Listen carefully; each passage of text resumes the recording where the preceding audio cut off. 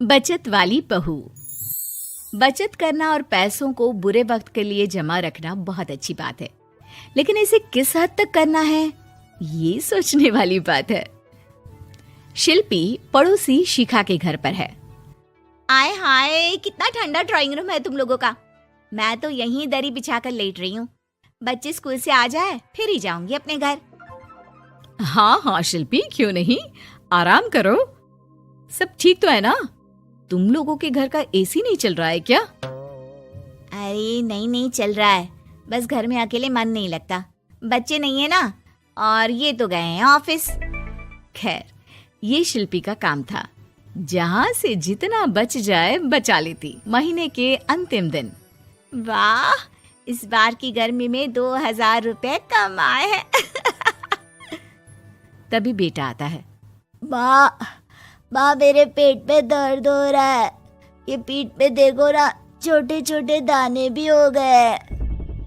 अरे, इसे लेकर तुरंत डॉक्टर के पास चलो। ये क्या हो रहा है? घमोरी क्यों हो रही है? और पेट में दर्द भी तो सही बात नहीं है।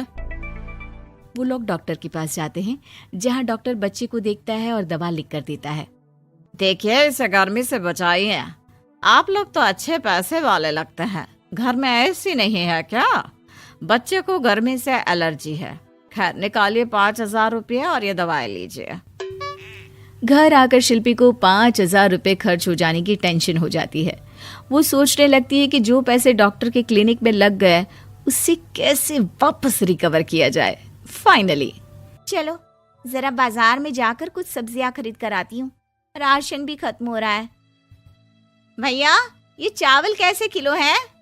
मैडम, ये 40 रुपए, ये 50 और ये 70 वाला। अरे बहुत महंगे से हैं, कोई सस्ता सा दिखाओ ना। अरे बस यही है जो है। तभी शिल्पी की नजर पास के बोरे में जाती है, जहाँ कुछ चावल पड़े होते हैं। और ये वाला चावल, ये चावल कैसे दे रहे हो? अरे ये तो 10 रुपए किलो है। पास के गांव के लोग ले जाते हैं, साफ करके जानवरों को खिलाते हैं। ये कीड़े लगे हैं ना, ऊपर से गीले भी हैं और छोटे टुकड़े भी हैं। अरे ठीक है, कोई बात नहीं, पैक कर दो 5 किलो। दुकानदार करता भी क्या, लाख समझाने पर भी जब शिल्पी नहीं मानी तो उसने वही चावल पैक कर दिया। ओहो, चावल तो सच्ची बहुत खराब है, लेकिन कोई बात नहीं, मैं इनको ठीक कर देती हूँ। शाम को पति घर आता है। अरे ये कैसे चावल है यार, गले के नीचे ही नहीं उतर रहा है और पता नहीं क्यों खट्टे भी लग रहा है। वो ना चावल थोड़े सस्ते वाले हैं, वैसे सबने खाया, किसी ने कुछ नहीं कहा। आपको ही पता नहीं सब क्यों खराब लगता है। पति कुछ नहीं कहता, वो भी खा पीकर सो जाता है। लेकिन अचानक, हे भगवान, पेट में दर्द हो रहा है। शिल्पी, क्या हो रहा है? मुझे डॉक्टर के पास जाना होगा। पति फिर उसी डॉक्टर के पास जा पहुंचता है। लगता है आप लोगों ने एसी चलाना शुरू नहीं किया। खैर, आइए टेस्ट करते हैं। फिलहाल तो 10,000 देकर आप भर्ती हो जाइए। पति अस्पताल में भर्ती हो जाता है और उसके सारे टेस्ट होते हैं। 3-4 दिन अस्पताल में रहने के बाद जब पति घर आता है तो वो शिल्पी पर जोर से चिल्लाता है। तुमने जो चावल खिलाए थे वो फंगस लगे हुए थे। तुम जानती हो, ऐसा चावल तो जानवरों को भी खाने के लिए नहीं देना चाहिए। अरे कैसी बात कर रहे हो, वो तो जानवरों के लिए ही थे। 10 रुपए किलो। वाह शिल्पी वाह, 10 रुपए बचाने के चक्कर में 10,000 लगवा दिए। अरे डॉक्टरों को पैसा देने से अच्छा है कि खुद अच्छा खाओ। एक दिन शिल्पी सब्जी लेने जाती है। अरे ये टमाटर कैसे दिए? सब्जी वाला, जो कि शिल्पी को पहले से ही जानता था। अरे मैडम, आपका ही इंतजार कर रहे थे। ये लीजिए आपकी सब्जी, पूरी पैक करके रखे है। ये लीजिए आपकी सब्जी का थैला। अरे वाह, कितना दे दूं? अरे देख लीजिए, जो मन करे दे दीजिए। आप नहीं लेती तो मैं उस गाय भैंस को ही दे देता। शिल्पी पर्स से 20 रुपए निकाल कर दे देती है। खुशी खुशी घर आती है और फ्रिज में सारी सब्जियां रख देती है। पति रात को पानी लेने के लिए फ्रिज खोलता है। ओह छी, कितनी गंदी बदबू आ रही है। देखो तो कहाँ से आ रही है। वो जैसे ही सब्जियों का पैनल खोलता है और सब्जियां बाहर निकालता है। शिल्पी, ये कैसी सब्जी है? खराब हो रही है, लगता है काफी दिनों से पड़ी है। फेंको इसे।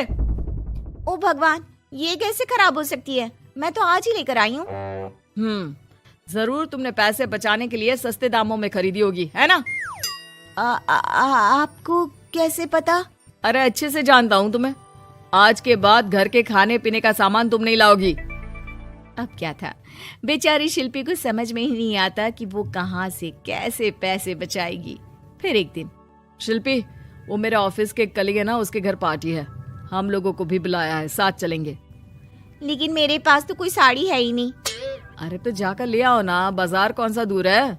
शिल्पी बाजार जाकर साड़ी ले आती है, लेकिन साड़ी होती है बहुत सस्ती। इतनी सस्ती कि शिल्पी जब उसे पहनकर तैयार होती है और पति के सामने आती है। अरे यार, तैयार क्यों नहीं हो रही हो? जानती हो ना समय पर पहुंचना है। जल्दी जाओ, चेंज करके आओ।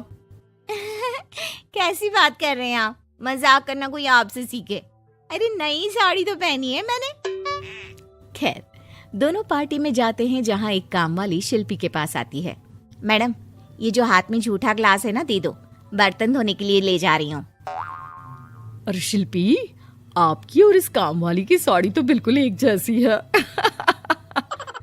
नहीं, मेरी साड़ी का कपड़ा थोड़ा ज्यादा अच्छा है। ये वाली भी मिल रही थी, लेकिन मैंने ली ही नहीं। क्या फायदा, हल्का कपड़ा जल्दी फट जाता है। ये वाली तो कुछ ज्यादा ही सस्ती है। सभी काम वाली की बात सुनकर शिल्पी पर जोर जोर से हंसने लगते हैं। दूर खड़ा शिल्पी का पति सबको हंसते हुए देख रहा होता है और काम वाली की साड़ी शिल्पी की साड़ी जैसी ही दिखती है, ये भी देखता है। पार्टी खत्म होने के बाद दोनों घर आते हैं।